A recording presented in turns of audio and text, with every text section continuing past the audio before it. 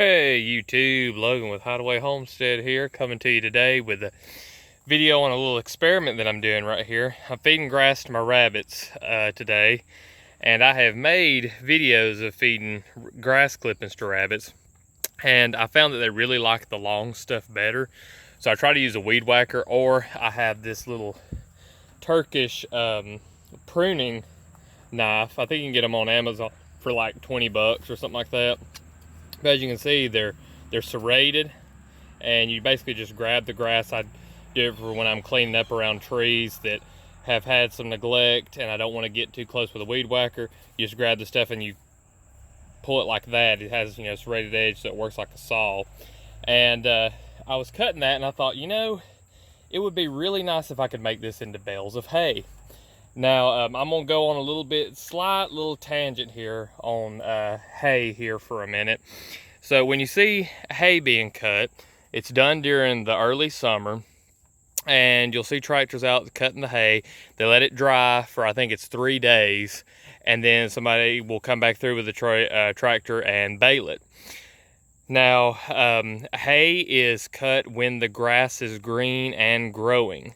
Straw is cut from the dead plant.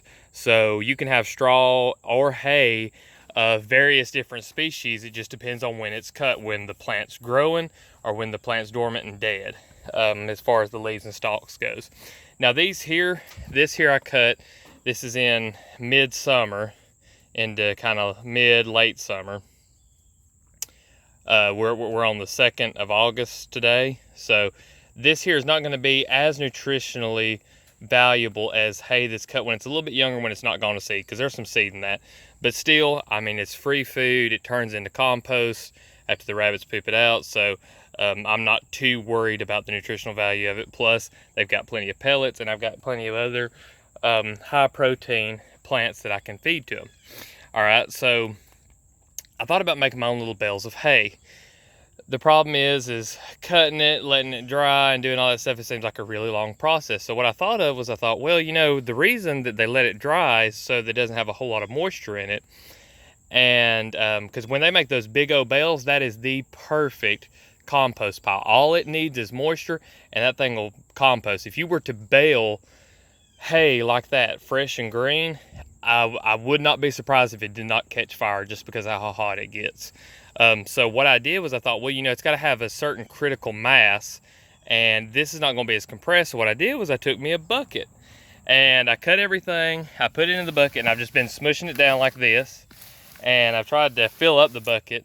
I'm probably going to stick to this size just because I'm going to grow a lot of baby bunnies, and I want to have a good sized bale of hay that I can set in there. And this would last one rabbit in a single, just single rabbit in a cage for I think probably 3 or 4 days, if not longer. Now, if you had the bucket full. Now, I don't know that if it's gonna lose quality, or if it's gonna get kind of composty. This is an experiment. We're gonna see how it turns out. I thought I'd bring y'all along for the ride, because I think it's really good to do experiments rather than just showing y'all the stuff that I found that's been proven to work. Because there's a lot of stuff that you might see along the way that you want to make modifications to, and just to maybe things that I won't think of to tell people, and you can kind of learn along with me. So let me get this out here. What I did was I pressed it down, and then what I do is I grab just one side of it here like that, and once you pressed it, it causes all the fibers to kind of join together. For the most part, we're probably still going to have some down in the bottom, but I grab it like that.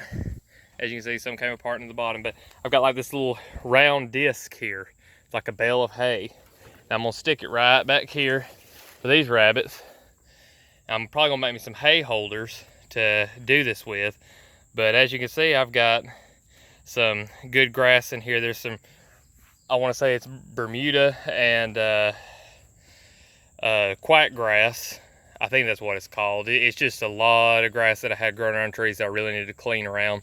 And so I'm gonna go get one more bucket, because I've got everybody a bale of hay except for the mama down there on the end. So thought this would be interesting just to show y'all and carry you along in the experiment. I'm gonna start doing this as a supplement to my rabbits feed. Going to continue with the tree hay. I think the tree hay is really good, but there is also a ton of resources when it comes to grass and mowing and stuff like that that you can be taking advantage of if you get your grass as well.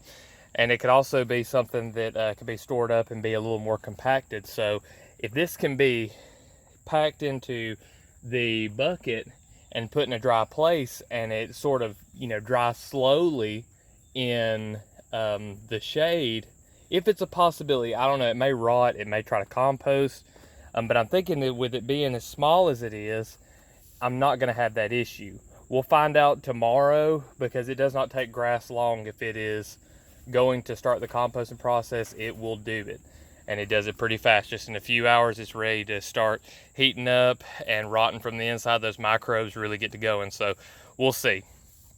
Anyway, gonna go ahead and finish this video out. I appreciate everybody watching. If you'd like to see more stuff like this, subscribe to the channel. I talk about permaculture and homesteading, aquaculture, just animal husbandry, all the stuff that pertains to, and I drop a video every day. If you got any questions or anything to add, leave it down in the comments. And you know what, ring that notification bell too, because it'll notify you every time I drop a new video. And we'll see y'all in the next one.